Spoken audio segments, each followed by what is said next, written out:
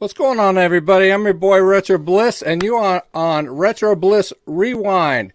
We're going to have some fun tonight. We're going to talk about what we did over the holidays and what we may have gotten for the holidays, and specifically retro gaming wise. And we have some great guests tonight, and I'm going to introduce those guests to you, and no particular order necessarily. First off, it's going to be my Ed McMahon to my Johnny Carson. Johnny Carson, yeah. And then Brian from BD RetroMods. And lastly, and certainly not least, Dr. Scott from Game Closet. What's going on, Dr. Scott? Oh, I just need a nap, Phil. I need a nap. I really do. You got kind of the Christmassy colors back there. Yeah, I thought I would light that up, considering that we're talking Christmas. So I like that. That looks good, man. Awesome. Yeah, we're going to have some fun. Oh, now see, Mr. Mike there, he can't be stood up. No. Iron is good. Usually I could do one at a time, though. Yeah, I have some, I got a green screen going on right now, but I have some LEDs when I don't have a green screen behind me, and I think I can change the colors like one on one. I have two lights, individual lights, and I can change them one color and then the other color. Anyway, long story short, before we get started, I have to say something. I am very proud of Mike because Mike was voted YouTuber of the Year. Woohoo! Yes. Congrats. Thanks to all of your help. Yes. Everybody yes. on this stream, I saw your votes. I appreciate it. Yes, we are so proud of Mike. And as such, Mike gets to run YouTuber of the Month for 2024. So he's going to be I need a nap. He's going to be a busy man. He is going to be a busy man. So, but I'll still be here on Tuesdays, Phil. I know you will, and I appreciate that, brother. We're doing this. We're in this together, man. And so, but anyway, I hope everybody had a good holiday. And as far as the stream goes, we're gonna show you and tell you about what we got. But we want to hear from you guys too, and find out what you guys did and what you may have gotten for Christmas as well. So feel free to interact with us and tell us what's going on with you as well. So. I kind of have I kind of know what I want to do. So if you don't mind, do you guys mind if I get started with this show? I want to kind of, okay. All right. So, I got, this thing called a Mega EverDrive, and you guys probably know what this is, but for those of you who don't know what this is a, multi-cart for a Sega Genesis. I'm going to pull it out of the box. But it's got it backwards. It's a game cartridge that you put in your Sega Genesis, but on top there's a micro SD card. And so I'm going to show a demonstration of this here right now. So, and I'm going to kind of tell you what's going to go on here. So we're going to add this to the stage. And this is me having this on one of my CRT setups. And I'm just going to show a few things. So basically, and this is, I think, Brian's favorite game, or was it Mike's favorite game? Oh, is this Bubsy? Yeah. But what I like about this card is, I like multi-carts for a number of reasons. You don't have to get the cart out. And it saves wear and tear on the console itself, and plus if you don't happen to have the game, it helps out a lot too. If you know what I mean. Not that we endorse that. No, we don't endorse that. But anyway, but another thing too is, and it's going to come up here in a minute, is that there are a number of homebrews out there.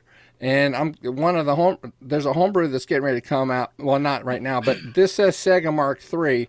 But this is actually the Mark III version, I guess, of Alex Kidd in Miracle World.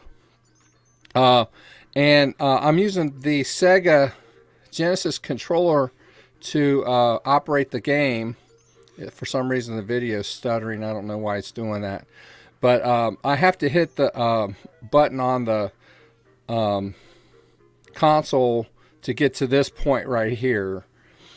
I think there's a pause button on the controller. I mean, on the console. Anyway, I have a folder on the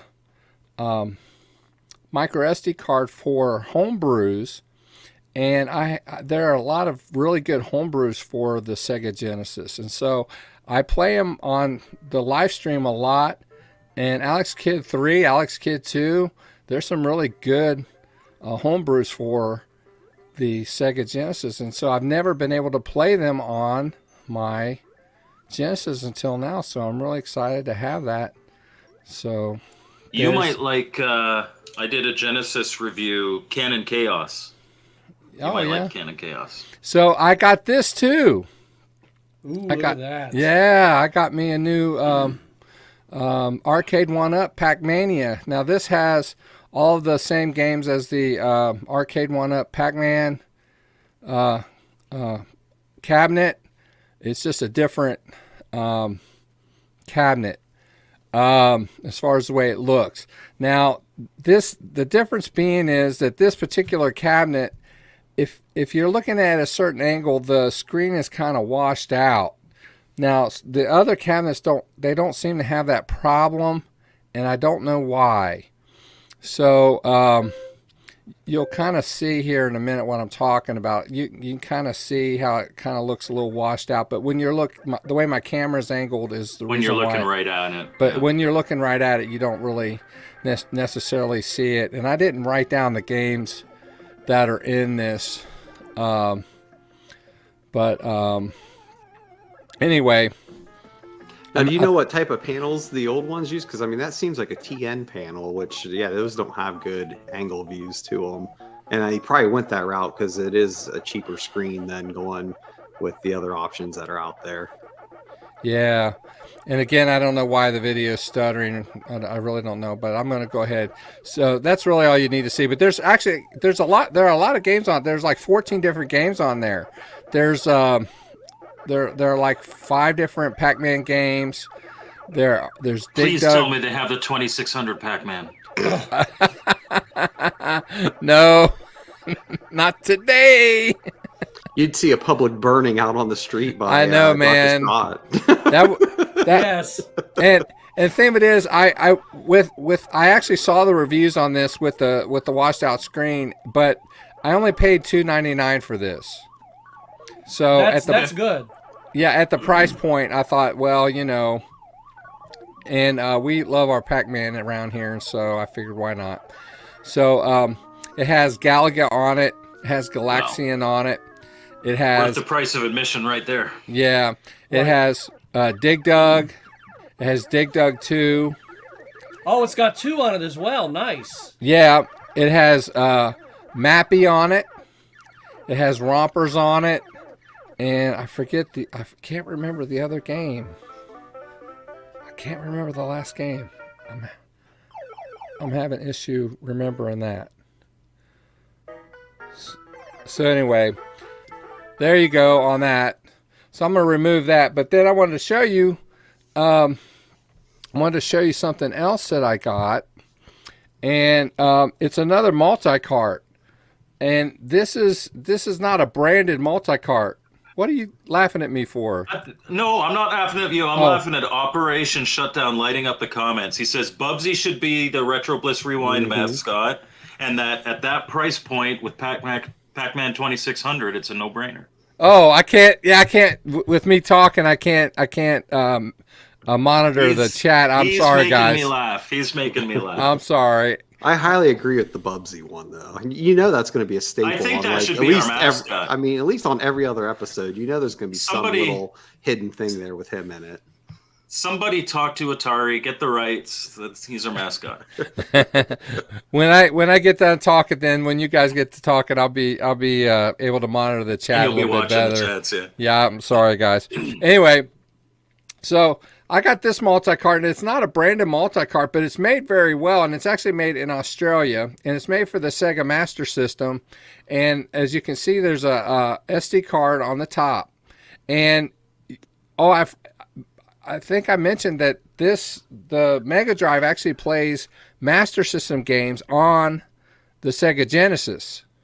Did I say that Alex Kidd game you were playing was a Master Yeah, System those were Master System games. So I have the whole Master System library on the Sega Genesis. So you're probably wondering, well, why would I need this? Well, this does play the Sega Master System library, but it also plays SG-1000 games. Oh, nice. And it has game saves. The Mega EverDrive X5 does not. If I had the X7, it would.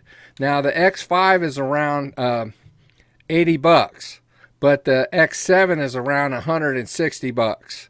So for game saves, I'm not spending that much money just for game saves. Twice the amount. Yeah, I'm not doing that. So, but this has game saves. But I want to show you a demonstration because the load time is a lot different. So I want to show how this one works. This is this one in action here.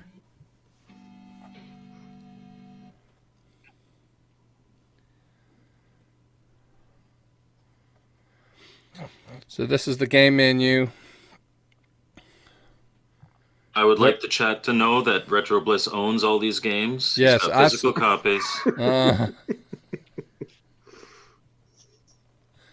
See, it's not immediate. This is a SG-1000 game. You can tell how crude.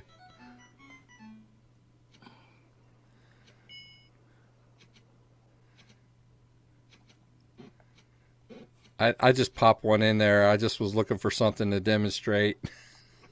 I really don't know anything about SG-1000 if I'm being honest. Well, what's interesting with the SG-1000, and I might be wrong on this, if I am, just someone say something, but I believe the lore behind it is that they got a hold of a ColecoVision and they kind of reverse engineered it to come up with the SG-1000. That's why a lot of SG-1000 games are easily able to be ported to the ColecoVision. They're also easily be able to be ported to the Master System. In fact, they're almost identical. And the Master System, so the Master System obviously came after, like, it's just an evolution of the SG-1000. But so it's all based on that core Coleco framework. But so this is just a Astro Warrior, which is just a regular officially released game for the Sega Master System. I'm gonna let this play out a minute. I can't skip it. Actually, I probably could, but it'll kind of look kind of funky. Just give it a minute. Oh, it looks like a good game. Yeah, it's a really good game. I love it. It's a better really than good that boxing game. It's a lot better. Sega Master System. It's actually, I think it's a better system than the NES. If I'm being honest, it just didn't get the support. In some ways, but in other ways, not so much. Yeah. And don't get me wrong, I love my Master System. I'm like 5 games short of a complete US set. Oh, you dog. Now, this is a homebrew. This is a homebrew that I have on there, and I have a lot of homebrews. I have a friend in France. Homebrews are big for the Sega Master System over in Europe and Brazil and Portugal. I mean, it's really big. And so since I've been streaming, I've had contact with a lot of these people. So it's been really interesting to be in touch with these people. And some of them have sent me review copies of some of these games.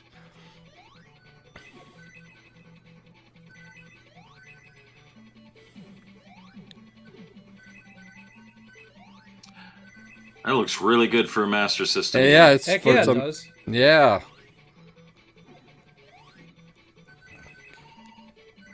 A lot of Master System games tend to look washed out with the pale colors and the pale blue. The fact that Sonic looks like proper Sonic. Yeah. So I think I'm taking up too much time, so I'm going to stop this. I'm going to show one more picture, and then I'm going to move on, okay? So I'm going to get out of here. And I have one more thing to show. this wasn't necessarily for Christmas, but there's a store here in the greater Cincinnati area. It's actually in Florence, Kentucky, called Nostalgia Video Games.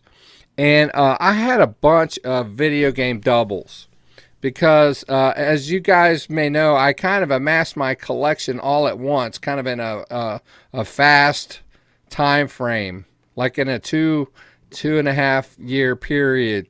And so I bought in like lots. You know, I didn't buy like individuals. I would buy, and so when I did that, I got like doubles of games. And so, long story short, I had tried to sell some on eBay, and my wife had a yard sale, and she wanted to try to sell. So, long story short, I wasn't doing real good in trying to sell them on my own.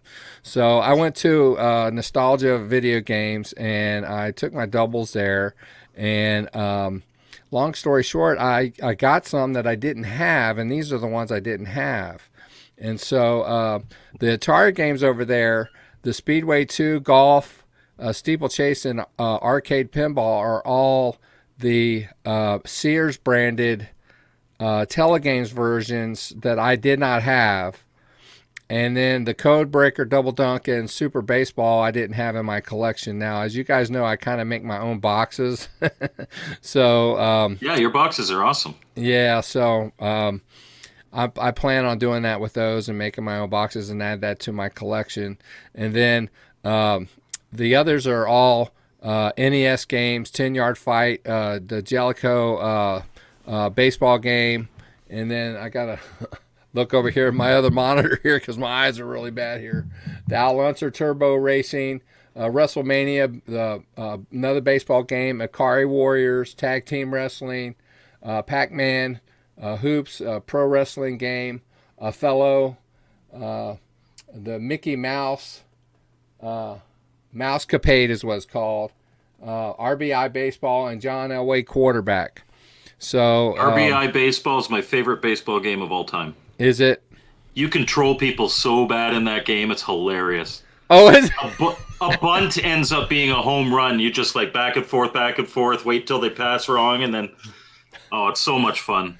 Yeah. So that was my Christmas, guys. That's what I did. So now I got a question for you, Phil. Did I'm sorry, trying to anything that you shared with us you not buy for yourself? Did I not buy for myself? Yeah, the Mega EverDrive I did not buy for myself. Oh, okay. I'm impressed then. Yeah, I did not buy this for myself. And there's one other thing I forgot to add. I got a T-shirt with an arcade machine on there, and it said something about going back to the arcade or something. I can't remember what it said. I got that from my my daughter-in-law, and my wife actually was involved with the Pac-Man machine. So I'm impressed. You got a good woman there. Yeah, well, the couch has been warm lately. No, look at your haul. Look at your haul. I know. That's worth the couch for a week or two. Yeah. Well, actually, I sold my. You guys know I had an Asteroid machine I just recently sold, so that kind of helped fund some of that. So. Yeah. All right. So who wants to be next? I can if you want. All right, Mike. Go ahead. Go. All right. So, I'll start with. I didn't bring it here, but I got one of those. You know those mystery box things where it's like it'll have a fleece in it and a hat and socks and a little figure. My kids got me a Mario one. It had my favorite part of it, like it had coasters, it had a little Mario figure. I'm not really big into the toy stuff. Like I'm just kind of a pure games and game systems guy. But, you know, it was neat. And it had an apron. Now, what you guys may not know is I do most of the cooking in my house because I work from home. So my wife, and actually today I should have cooked, but she did, and that's why I had to rush my dinner to get here. But they got me, so one of the things in there was an apron, and it's all question mark, like the Mario question blocks. And I asked them if it's because my cooking is questionable. But so I got that, But my wife, she loves me very much, but I'm at the point of being a collector that if you want to get me something, it's not that I have everything. I certainly don't have everything. But if you want to get me something, you have to know your stuff.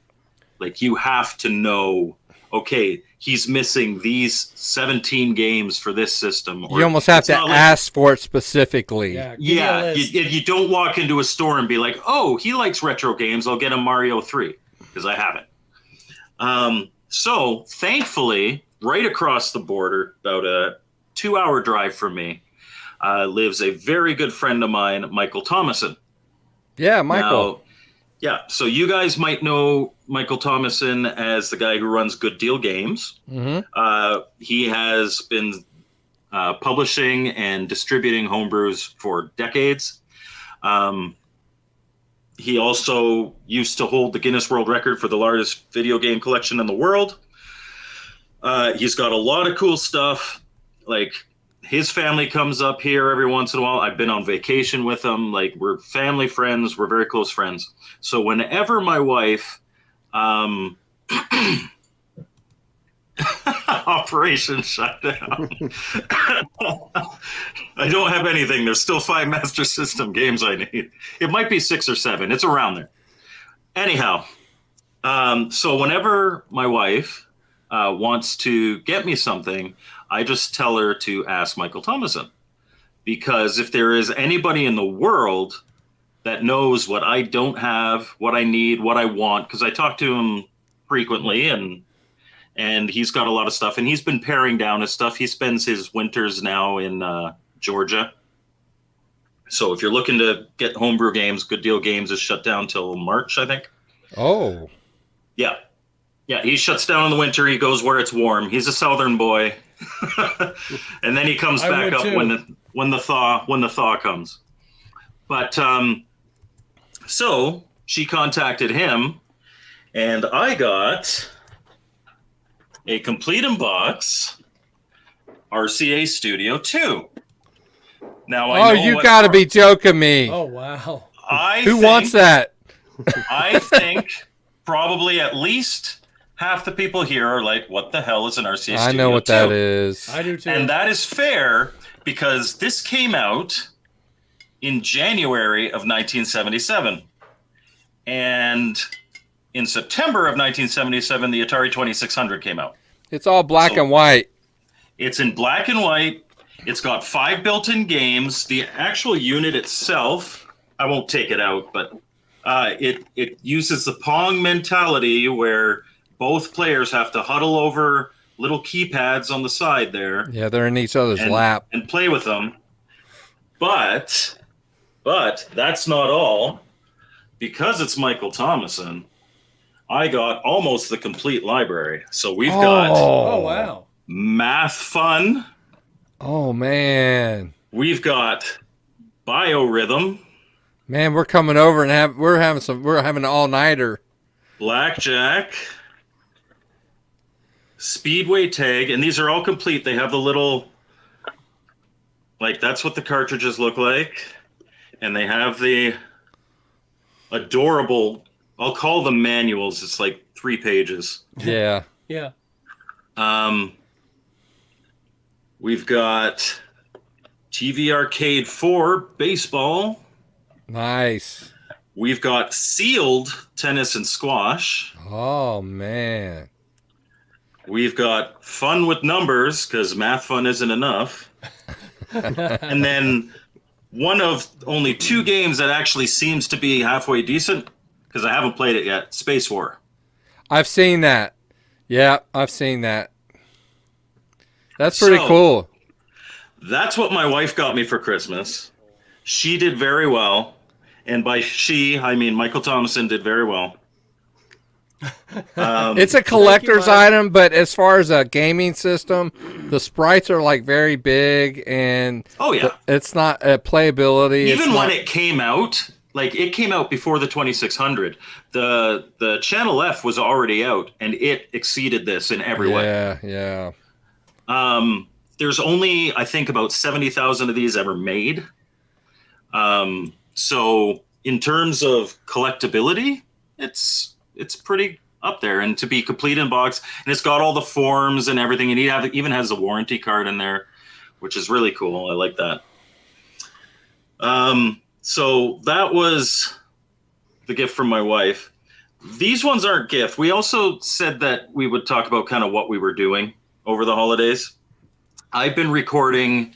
I spent the last week recording a lot of gameplay footage for future videos.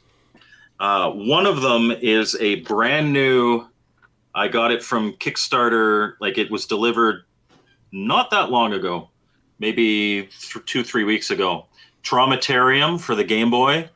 It's a really cool kind of RPG. I wonder if this will focus. There we go. Focus. RPG, and it's literally you're making decisions. Do you go in? Do you go back? And it's like almost a text adventure with A and B decisions, which is, it's pretty cool. So I've beaten this game. I've got all the footage I need for that. Black Castle for the Game Boy I've been playing. Nice.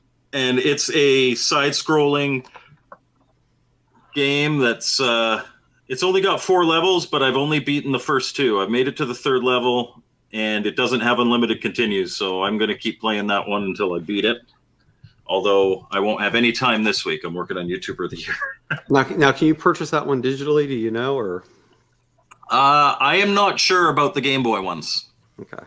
I am not sure. But this next one, I know you can purchase the ROM, and that is Project Blue for the NES. I had my brothers over. This is kind of, it feels in a lot of ways like Mega Man. But it's a real well done homebrew. It's a really well done homebrew. My brothers were over. I could not beat this, so we spent 4 hours passing the controller around, and we beat this. So I've got all the game footage to show everything in this game. Nice. Another one of my brothers is a Castlevania expert. Not quite speedrunner level, but approaching it. So despite the fact that, I mean, this is a PG stream, he thought this was really, really good. He did beat this for me. He captured all the game footage because I couldn't get past the 2nd level because I am not a Castlevania masochist. But he really, really liked it, except for that effing controller. He hates the Intellivision controller. Yeah. And he held it like, because he needed his left thumb on the D-pad, so he held it like this, as opposed to like this, like everybody else does. He held it like Tetris players hold the NES controller. It's weird. He needed Brian's controller. That's what he needed. Yeah. And then last but not least, this is actually going to be this week's review. And after the stream at 9 p.m., the short teasing this one. This is A Tale of Dragons and Swords. I was a game tester on this game back when it first came out. It's really, really good. I've beaten it. It's got 3 different endings. When I was recording my game footage, I got to the end boss, and I have to play a little bit more and see if I can beat him so I can show at least one of the endings. But look at the size of that guy. Wow. Holy smokes. Like that's your sprite. And this is an Intellivision game. And he moves out, and if you, like when he's not breathing fire, you charge him, he backs back in, and he moves side to side and chases you. It's really good, and it's kind of like a Zelda dungeon crawler kind of game. Nice. RPG elements. So those are games that are all coming soon to my channel. I've spent some time capturing footage because that and writing scripts, that's the longest, like the most time consuming part. So when my brothers were over, I'm like, let's knock some games out that I've been struggling with. You guys don't realize how expensive some of those homebrews can get. You start buying 1, buying 2, and they start adding up quick, man. Intellivision, so Electronite, they make most of what I would consider the best Intellivision homebrews. They're certainly not the only ones that make good ones. Like Intellivision, that's an Intellivision Revolution at least, but Tale of Dragons and Swords is Electronite. They're $70 US a pop. Oh, wow. Yeah, and that's They're- where, as much as I love physical, when it does come to homebrew, when it does come Now- to homebrew games, I do try to do digital on those ones. Now, Electronite's always been very good, and Intellivision collectors like this as well. Like they have the gatefold box, just like the original. They've got the proper overlays. They've got it's all, and this is a new injection molded cartridge. Like when you see what goes into it, you understand why it costs the price of a modern game. But especially even when I was first getting into homebrew, you really have to wrap your head around. It's like, no, this is a new game. So you're gonna whether it's on the Intellivision or if it's on the PlayStation 5, it's gonna be. And they're not selling 1,000 of them either. No, most homebrews, and the reason why. So there's a couple. There are two in particular: Boulder Dash by Electronite and Miner 2049er. Both of them you cannot get anymore. They don't have the license anymore. So if you have a copy, like I've got Miner 2049er on the shelf there, I won't grab it, but they're selling on eBay for $400 or $500. Wow. Because there's only 150 of them out there in the entire world. Wow. I did not get Unless a somebody MetaQuest. bootlegs I can't use a MetaQuest. I got a distorted retina in my right eye. I can't use those. Did you guys get a MetaQuest?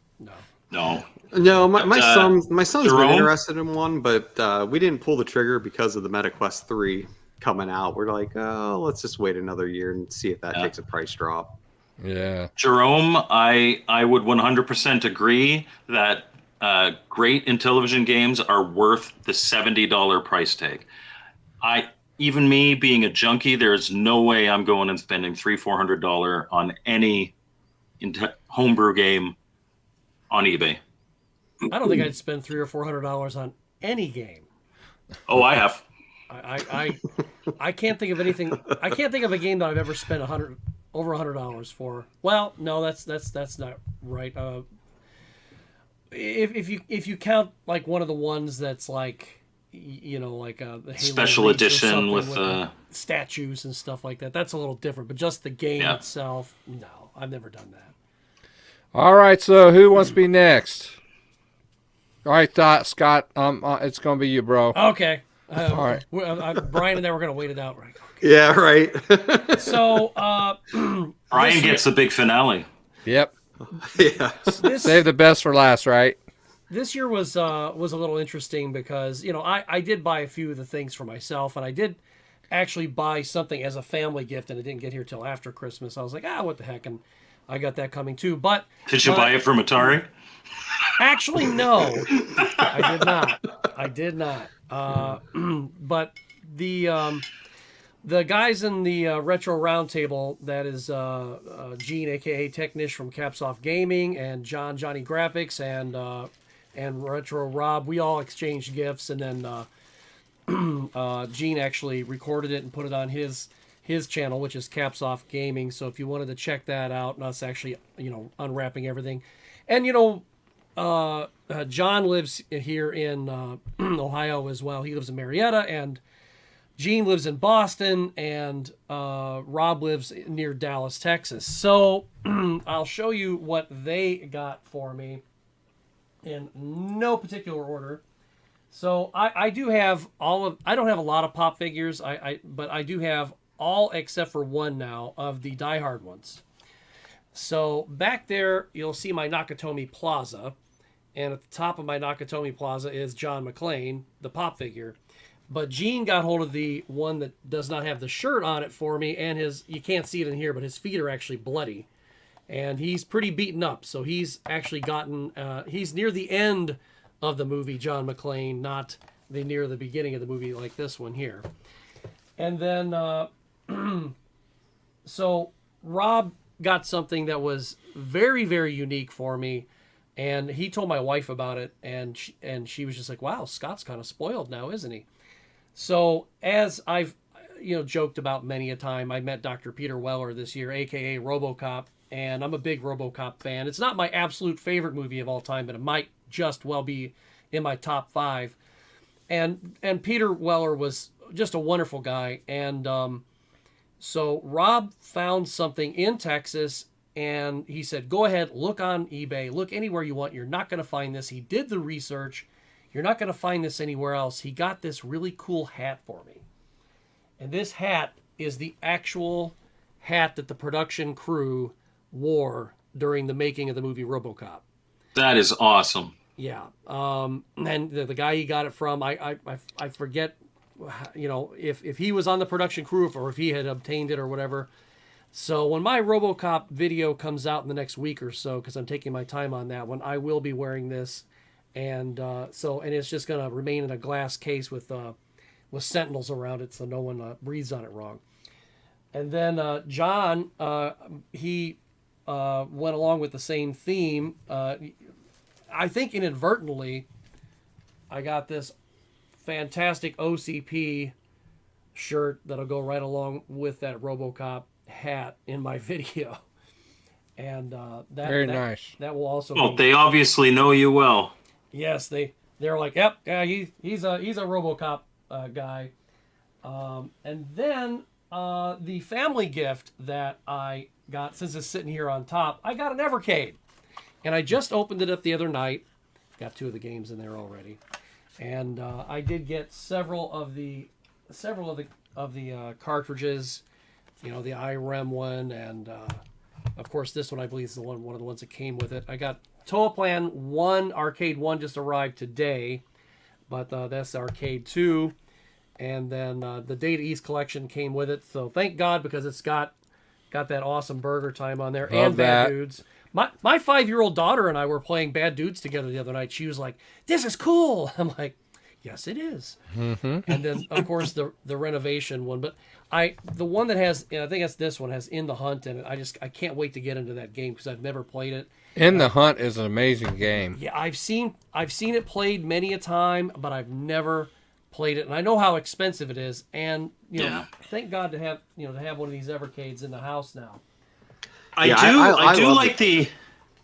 Sorry, go ahead, Brian. No, go. I was just gonna say, I love the Evercade. I'm a big supporter of it. I think I have everything released for it so far, and really when it comes to homebrew games, I mean, it's a great device for that as well, because there's homebrew collections where you get a bunch of games for $20, and like you said, some of those hard, like that renovation set. I mean, if you try to get those original games, I mean, you're going to spend a lot of money. Yeah, you're going to spend like $2-3 grand. Yeah. So yeah, it was one of those things that I was sitting on the fence about for a long time, and then Rob got his, and he got that special edition one with the for Duke Nukem, the Duke Nukem one. Yeah. And he had that pre-ordered forever, and I texted him one night. I go, this thing's been in my cart forever. Should I get it? And he goes, absolutely, get it. And I did. And I like it. I'm curious, what do you think of the controller that comes with it? You know what? I was actually very surprised, because it looks kind of cheap when you get it out of the box, but it doesn't feel that bad actually. I mean, it feels okay. I really don't like the D-pad. Yeah, the D-pad is a little squishy, but the buttons are nice and solid. I like the size of it, and it's not super hefty, but it's not bad. I mean, I would prefer a Super Nintendo controller with 4 shoulder buttons. Yeah. But it's really not bad. So I was very surprised that it didn't. I was thinking it was going to feel more like the Hyperkin. What is that? The Retron 5 controller that comes with that. Because that's a piece of junk. Yeah. And I was very like surprised. The Game Station Pro controllers. I've heard a lot that a lot of people don't like them. They're terrible. Yeah.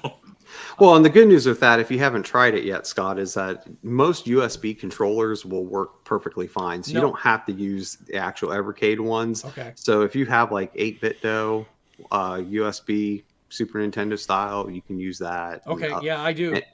So you can. There's in the settings, it'll let you map the buttons out on pretty much any USB controller. So and that's definitely needed, because it's hard to get just Evercade controllers, like just the extra controllers, and they're expensive. But you have to play. If you've got the cart for it. 4-player Warlords. Oh, okay. Yeah, I'll have to get that Atari set, because I know there's a lot of cool stuff on there. Actually, but that didn't they announce earlier this year that one's discontinued? So I Is was it? just Because I was just Atari's going to getting say all its that. stuff back. Yeah. I Yeah, didn't know because that. they only held the license for so long. So now Oh. that license is ran out. I mean, you so, might still be able to find. I'm sure you'll still be able to find them, but they're not making any new ones. So get it soon. The Atari Okay. pack's pretty good. Well, the one that I just ordered last night was the one that has Xeno Crisis on it. So I grabbed that one because I love that game, Yeah. and I don't want to buy it digitally. So Yeah. I was just like, yeah, that'd be good. I did get Air Twister, not retro, but it does have a retro feel to it because it very much feels like either Panzer Dragoon or Space Harrier. So if you're into those kinds of games, this is a really fun Oh, cool. one. Can I mention something about one of the games you mentioned prior in Yeah. the hunt? I beat that game. You know why? Because I had unlimited quarters in MAME. Anyway, that game is made by the same people who made Metal Slug, and it's a cross between Metal Slug and R-Type. So when you play that, keep that in mind. It has that feel. Okay. It's So a great game. it's an awesome game. So anyway, I thought I'd let you know that. I have great nostalgia for Bad Dudes, and some friends of mine and I, when you're teenagers or just in your very early 20s or late teens, and you have nowhere to go, it's just like, oh, where are we going to go? So we actually lived very close to one of the turnpike plazas, and we would go into the service entrance, and a friend of mine worked there too. So we would go in there, and they had all kinds of arcade games, of course, and we would play Bad Dudes. But the cool thing about going there, instead of going to like the local mall, for some reason, that thing, you put 1 quarter in, and the both of you could play the entire game all the way through. I don't know if it was broken or they just set for 1 quarter, but we would sit there and just take turns. All right, you got killed. The four of us, one of us would hop in, and it was pretty cool playing playing the whole thing all the way through. What RoboCop board game would you most like to play? Board game? Is there a RoboCop board game? Never heard of it. No. Mm-mm. I mean, as for video game, I mean, I just now played. I just finished the RoboCop Rogue City, and my review will be coming out in about a week. For that. Hey, Mickey Mouse has entered the public domain. No. I It's not Mickey corrected Mouse. It's Steamboat Willie. Steamboat Willie, and Steamboat Willie's little girlfriend did. Yeah. Oh. But they make any argument that what you've produced infringes at all from anything after it, which includes a lot of characters that look incredibly similar. Like, you got to be very. It's one of those things where, yeah, cool, it's public domain. Good luck. It has to be very trying to do derivative. anything with it. Yeah, it has to be very derivative. I saw that there's something coming out. I don't know if it's a game or a movie or something, and it looks like he looks like Nightmare Steamboat Willie. And I was like, yeah, that would be cool. But the last thing that I have here was very unexpected. I don't know if anybody watches Perry Fractic's Retro Recipes. He's a friend of the channel, and my daughter Harley and I, we do PCB Way commercials for them. Usually about once a month, but sometimes we don't. We'll take a month off. Like this month, we're not doing one. And I got this package in the mail, and it was just like, and we were on our way out the door, going out to eat or going to the grocery store or something, and it was out in the vestibule, and there were 2 packages, and the one I was expecting, and then the other, my wife says, "This is from Retro Recipes," and I went, "Retro Recipes?" I'm like, "Perry sent me something?" And I'm like, all right. So, I waited till we got home, and then I sat here, and I had her. It wasn't like I was filming it for production, but she had my camera and she was filming, and she says, "Okay, go ahead and open it up." And so I opened this thing up, and I opened it up wrong. So this is from the D'Agostini collectibles, and what it is one of those sets that you get like a bunch of pieces every month. Oh, okay. And so this is the instructions on building my very own RoboCop. And you can see the size of my hand there. Yeah. So it's got all these pieces in there. And so he's got that Yeah, coming. it's like a subscription service, Yep. and every package you assemble a different part of it. They did that with the Millennium Falcon. Yeah, and I was just like, those things are, I think they're, last I looked, they were pretty expensive, and so I was just like, Yeah, wow. they're definitely not cheap.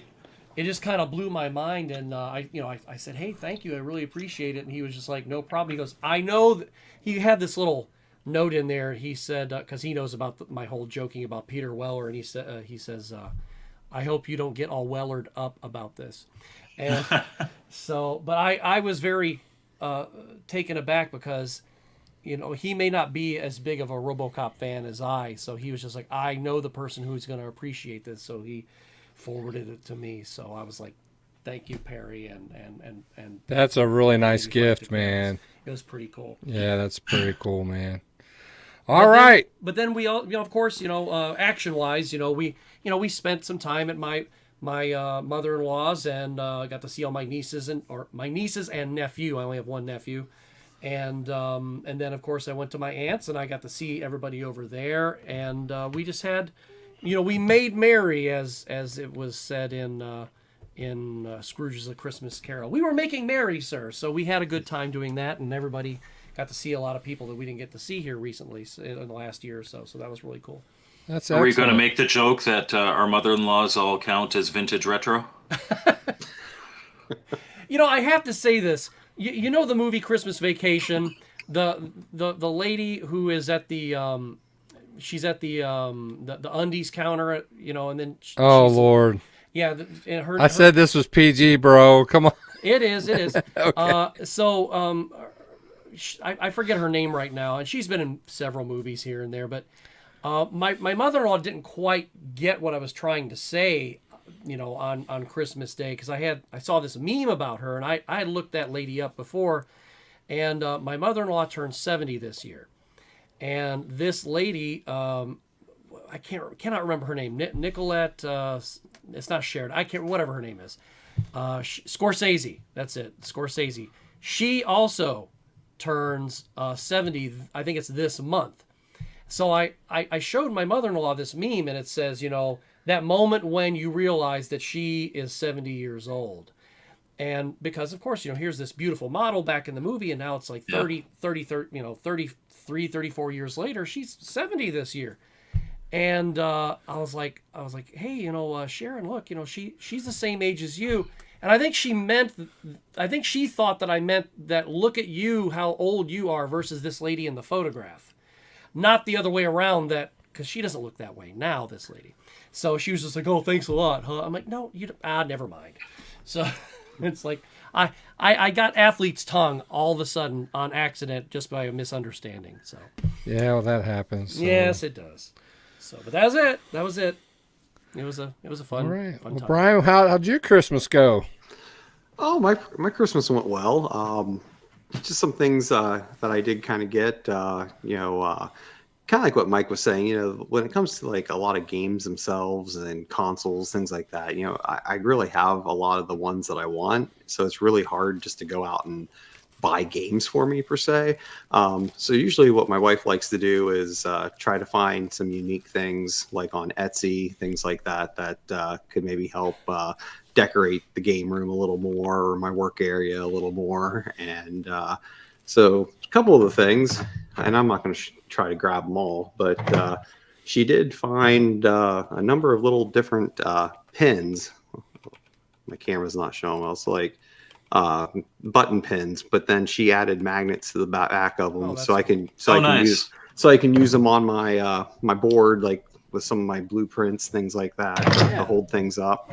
So that's really cool. A lot of different unique ones with that. And then she found some a person who did various 3D prints and did a real big nice, like Galaga ship and Pac-Man. Oh, that's cool.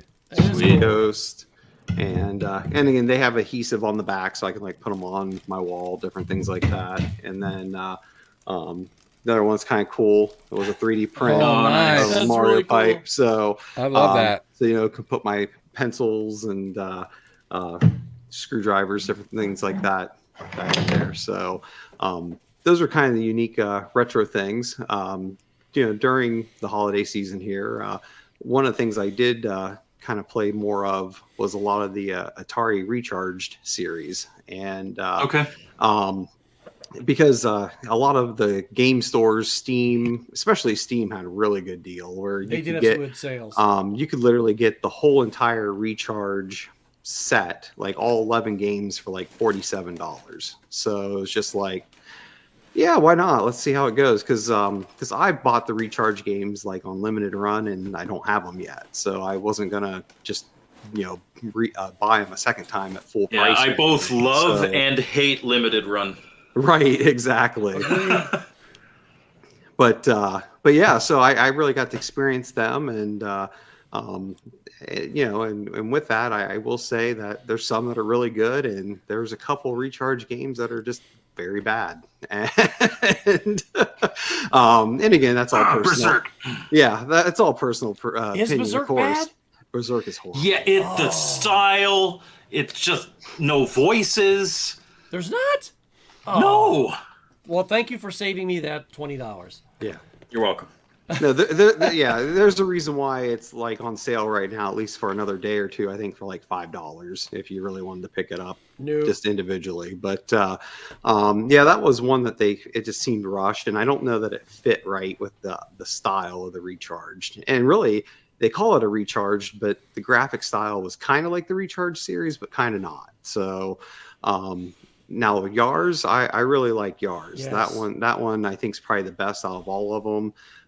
The other one I really could not get into was Quantum. That just didn't do it for me. And I think I think if there was maybe mouse control or something, I'd maybe like it a little more. But just using a controller just didn't really seem great there. But for the most part, though, it is a cool series, and there's some really good Atari game deals right now, at least for another couple days, if you're missing any of those. Because even on like Steam, they have like Tempest 4000, I think, for $7, and Atari Mania for $10, Yeah. Oh, hey, old Druid, that's awesome.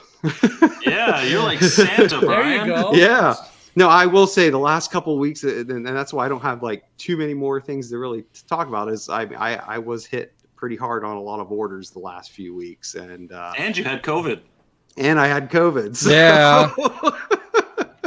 But yeah, so that's it. And then a couple modern games that I did really decided to try because they were on sale as well was Baldur's Gate 3 and Diablo 4. So I will say, though, as a joke, is that when they talk about people's attention spans these days, that I'm not sure how Baldur's Gate is so successful in that mindset. But no, they're both time investment. Oh yeah, they're both good games. But again, I didn't realize when I got Baldur's Gate 3 it was going to be such a quote unquote time sink to really get into that one. And where Diablo is a little more. I mean, it still has its time sinks, but not nearly to the level of Baldur's Gate. But no, they're both good games, and but I also know why I like to play retro games a lot too. So yeah, but yeah. Well, if you didn't, you wouldn't be a fit for this podcast, right? So, old Druid, because I said I know I've had a number of things come through. Which ones did you get from me here for Christmas? He'll let us know. While he's doing that, I'm going to attempt to show you one other thing that I got that's not retro related, but might be of some. See if I can do it. See. Yeah, that Yars Recharged, that was the only one that I ever bought. I think I bought that last year, and I did do a review on it, and I really, really enjoyed that game. That was fantastic. Yeah, there's a couple of them I really like. Ooh, look at that. Yeah, I got that for Christmas. I was happy about that. But I don't think Operation Shutdown is going to be too happy about that. Well, he's going to be like, so this is the way I am with Montreal fans. I'm like, oh, somebody put some crap on your shirt. Somebody put some crap on your helmet. See, we got three out of four of the panel are from Ohio now. So I don't think. and I'm not a big NFL fan. Like I'm a fair weather. I'm not gonna bash any team. Yeah. I used to be a fan a long time ago, but of course I was a Browns fan, and now I'm not a fan of anything. So I gave it up. Well, I was so happy to get this because I've been a Bengals fan ever since I was a kid. I can remember watching the Bengals when Kenny Anderson and Terry Bradshaw were going at it. I was watching on the little 13-inch black and white TV. I was playing my Atari on. That yawn was because I was up till 5 a.m, Poe. Give me a break. So it was not because anybody here is boring. Well, that honestly, maybe not, but that's probably because we're nearing the end of the show because I think we've shot our wad here. I had a really good Christmas. I really did. I haven't really had a chance to sit down and play with a lot of the stuff I got though, because the way holidays work is that we've had to travel and go to, this house and that house and visit with family and go to this play and go to this church service and do this and do that, and so now that the holiday is over, maybe now I'll be able to sit down and enjoy some of this stuff, so I'm excited about that. Got the Atari joysticks, red buttons and Oh, okay. Yeah. How are you liking them? Now we'll wait another 3 minutes. Yeah. Well, I don't remember who it was, but somebody I think it was this morning, they left a comment real early this morning on my BD RetroMods review from about, what was that, 2 years ago, Brian, I think, almost? And they were like, oh, yeah, I got these, and they were just fantastic, and I'm just, so, hey, I mean, there's not going to be anybody who's going to get hold of anything that you have, and they're going to be dissatisfied with it. If they are, they're drunk, high, or both. Because you have great stuff there, and I will promote it all day long. If he makes any more controllers, I'm going to have to start a separate channel just to review his controllers. I've been wanting to get one of his fighting sticks for a while, because I remember when I first met you, you had some of those really cool Genesis and Super Nintendo ones, and I still would love to get one of those. Oh yeah. He says they're great, by the way, Brian.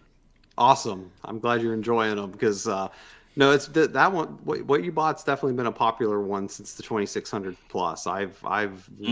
It's real funny because I know we're about out of time. It's just I didn't really sell too many 2600 handheld controllers prior to the 2600 plus. Dr. Scott bought one. I've had a couple sales here and there, but for the most part, that was probably my lowest selling controller. But since that was announced, the 2600 plus, and now that it's available for folks, I mean, I've been probably making 5-6 of those a week right now, and which is not a bad thing. And and I'm happy people are liking them and getting a better experience out of their 2600 or 2600 plus with them. So. Jerome is saying that my biggest problem is that I have too much to play. I think everybody on the panel, if you look back behind Dr. Scott there, he's got a big shelf there full of games, and the one that has the biggest collection, is up there on the top. I don't feel like I have to show any of them off. I just know how big it is. I'm that confident. Yeah, he's in the smallest room of the house right now because he has nowhere else to sit. And then Brian, Brian actually he has what's called a back bit, and he uses that for a lot of his consoles. A back bit uses a mic. It's a multi-cart similar to what I was. It's kind of like this, but it has inserts that you put in it for different consoles. Like he has one for the ColecoVision, for the Intellivision, for the Atari 8-bit, and I think he has one for the 5200. I'm not sure what else I think there are other systems that it works with. And, I think it can pretty much do every Gen 1, Gen 2, and then Sega Master System right now. Oh yeah, Sega Master. It can do Sega Master System? Yeah, they did. I think it's a newer module, but they did release a Master System one now because why did I get that? That's a good question. Why did you? I didn't know. I didn't know because I have a back bit. I didn't know.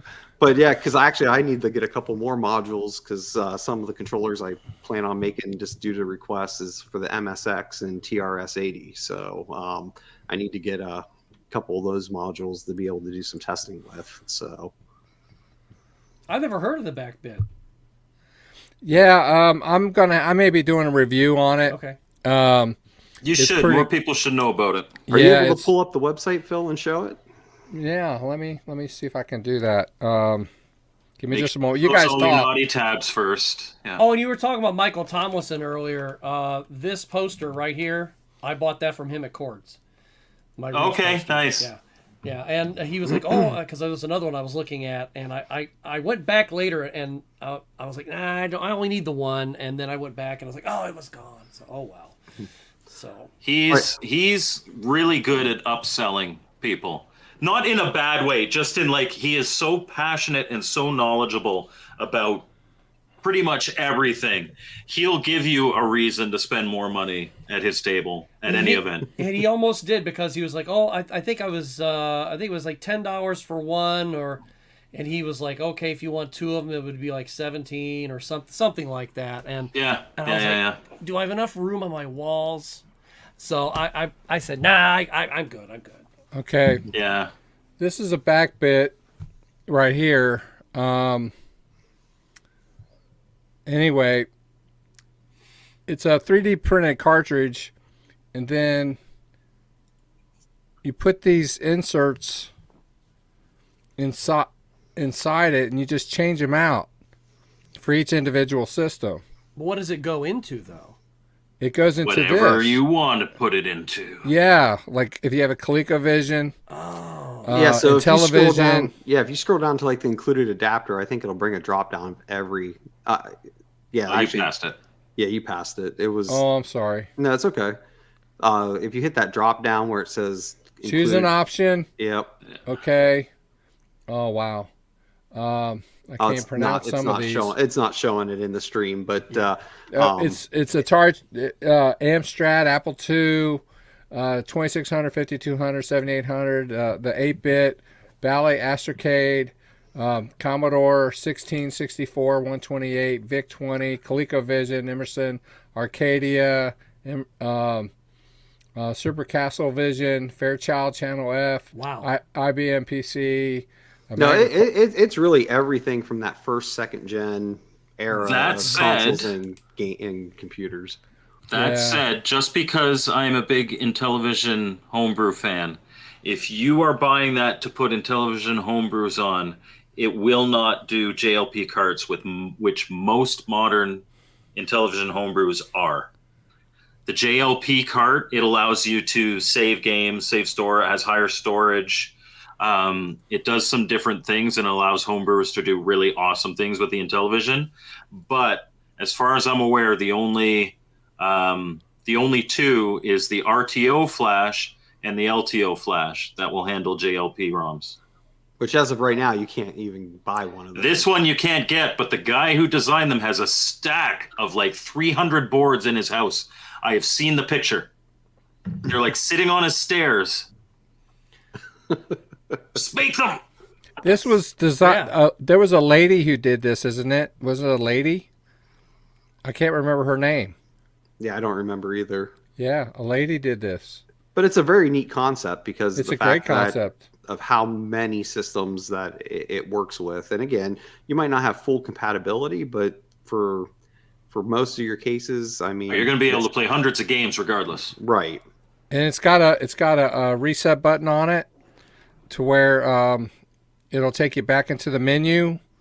Because when you turn it on, there's a menu, and it has a folder system on there.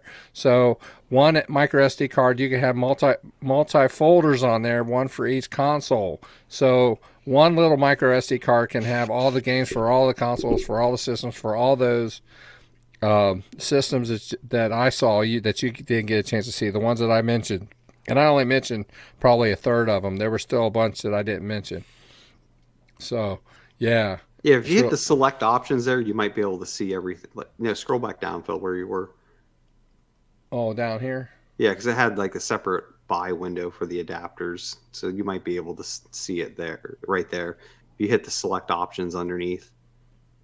Here. There you go. So all those pictures are different modules for pretty much every Gen 1, Gen 2 console and microcomputer. So then you get to the only thing it needs. Yeah. The only thing it needs is a better 3D printed cartridge. I hate filament printing now.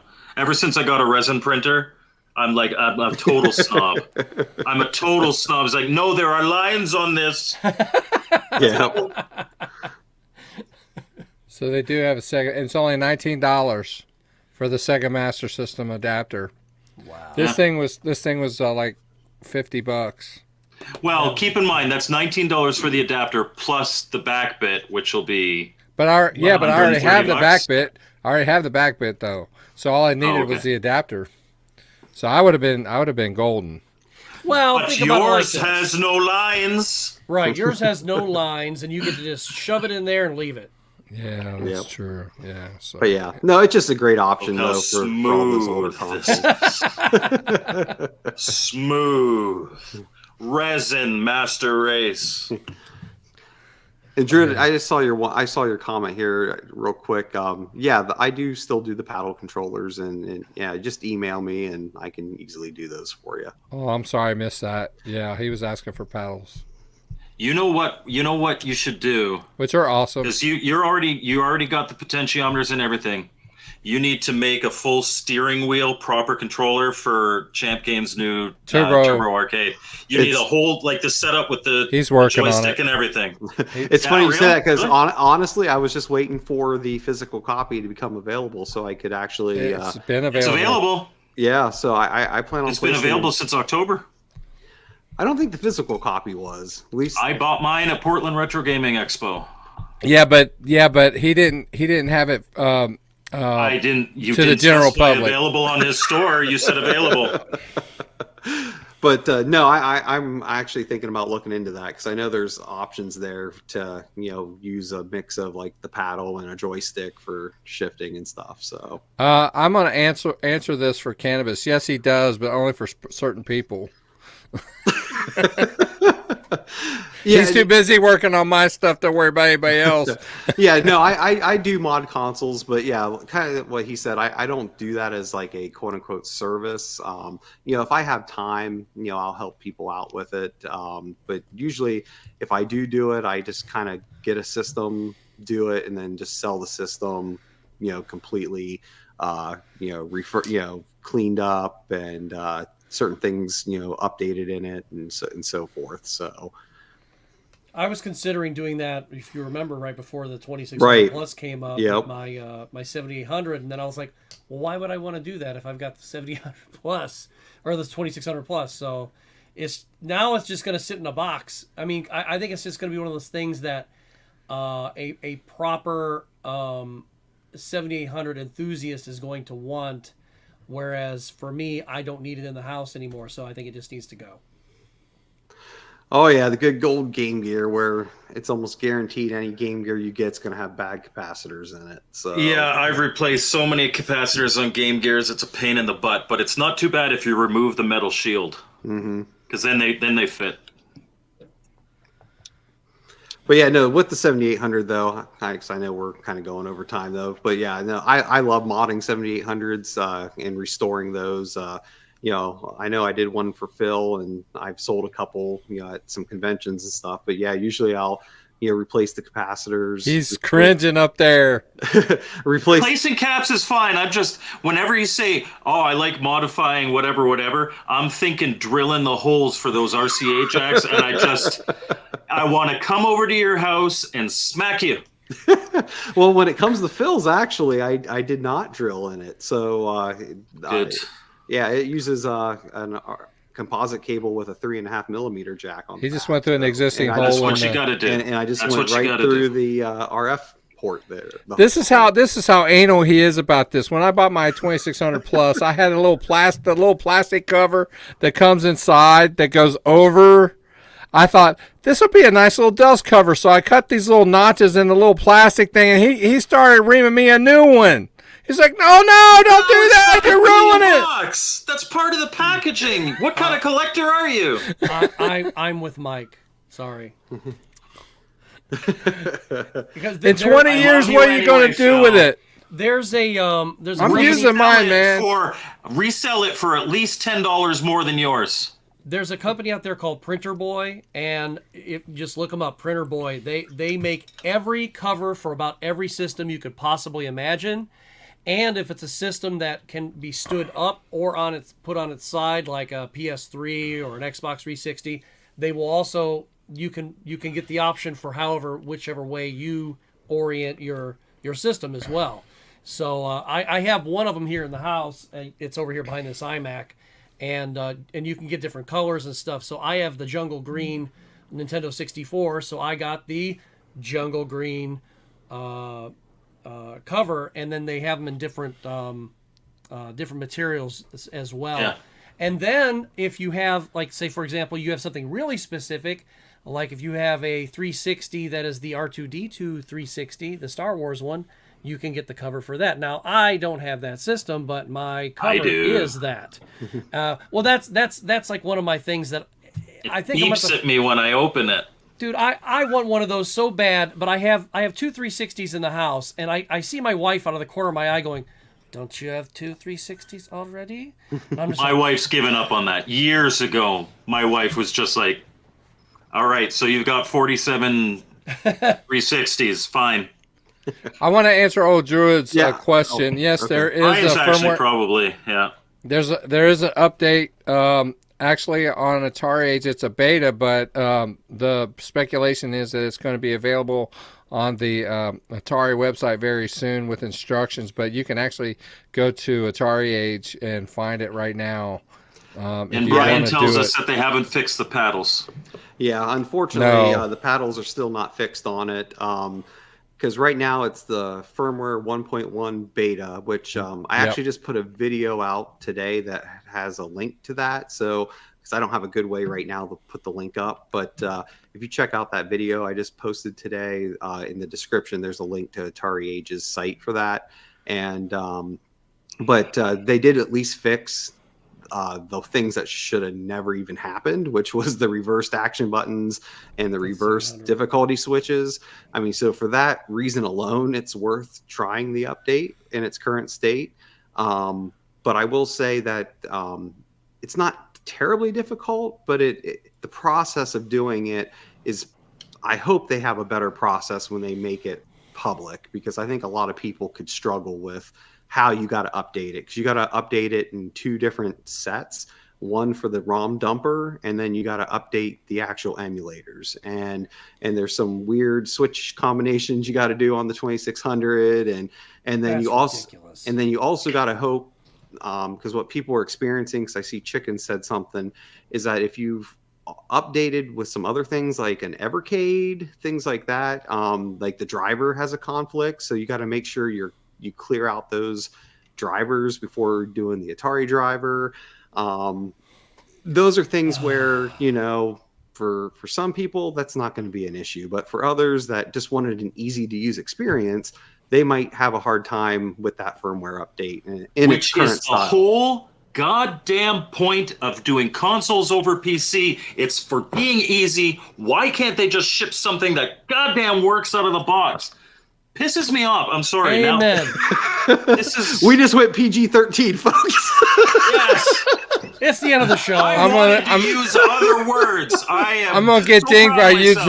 YouTube. But you're My absolutely right. granddaughter's watching this. No, I'm kidding. And because I have such a love-hate relationship with Atari anyway, Atari, if you happen to tune into this tonight or tune into it in a few months, it's going to be real nice when you have a class action lawsuit. So you better get on it, pal. Get on it, because this is baloney. This is baloney. Should have worked out of the box. Should have worked out of the box. The only thing that confuses me with it in its current state, and again, maybe when the public release comes out, it won't be like this. But I doubt it. But when I think about like the analog systems, right? If you got to do an update to that, you just put the firmware on an SD card, Yep. pop it in, and it does the work for you and you're done. Like, you don't have to directly plug your console into a Windows computer. And that's the other key. You have to have a Windows 10 or 11 device. If you don't, you can't even do this update right now. Well, I told you I couldn't plug mine into my Mac and it wouldn't recognize it. Right, and it won't. It won't. But yeah, so Mr. Chickens, you said I just need the files. Again, I'm not trying to shamelessly plug my video today that I spent hours on, but if you go to that video today, in the description there is a link. That link on Atari Age, they have the 4 files you need in that the download.